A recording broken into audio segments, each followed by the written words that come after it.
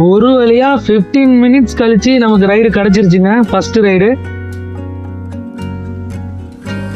பார்த்தீங்கன்னா தெரியும், மணி வந்து இப்போது 10:05 ஆகுது.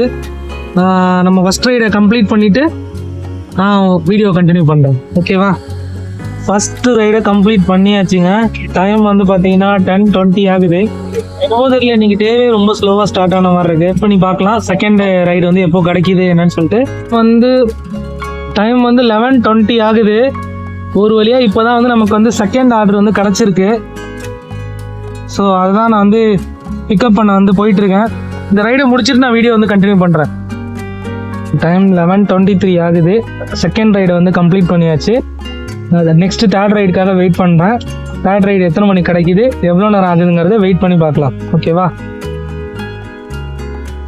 செகண்ட் ரைடு கம்ப்ளீட் பண்ண அடுத்த 10 நிமிஷத்தில் தேர்ட் ரைடு வந்து இப்போ கிடச்சிருச்சு. தேர்ட் ரைடை தான் வந்து நான் இப்போது பிக்கப் பண்ண போகிறேன்.